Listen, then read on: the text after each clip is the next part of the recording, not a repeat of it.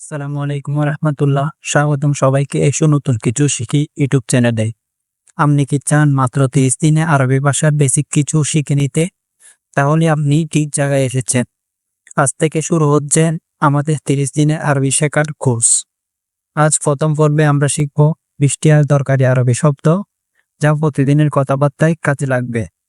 তাহলে চলুন শুরু করি আমাদের আরবি ভাষা শেখার এই দারুণ সফর। আজকের প্রথম শব্দ হচ্ছে আনা। আনা মানে হচ্ছে আমি। এরপরে শব্দ হচ্ছে ইনতা বা ইনতি। ইনতা মানে হচ্ছে তুমি, ইনতি মানে তুমি।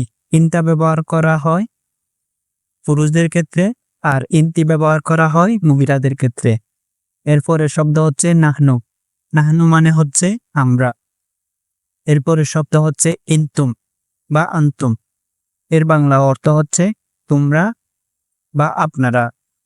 এরপরে শব্দ হচ্ছে ওয়া বা ইয়া। পুরুষদের ক্ষেত্রে হবে হোয়া।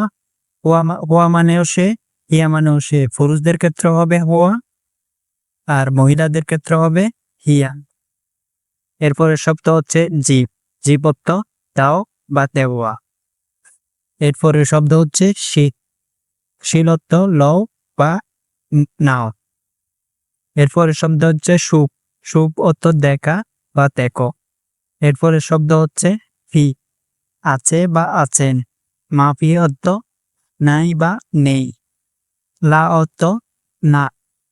আইয়ুয়া বা নাআম অর্থ হা। কাবির অর্থ বড়। সাগির অর্থ ছোট। তাল মানে হচ্ছে আসো। বাররা মানে বাহিরে। এরপরে শব্দ রু অর্থ চাওয়া। এমসি অর্থ চলো। আজ এই পর্যন্ত। ভিডিও ভালো লাগলে লাইক দিন, সাবস্ক্রাইব করুন। ধন্যবাদ সবাইকে।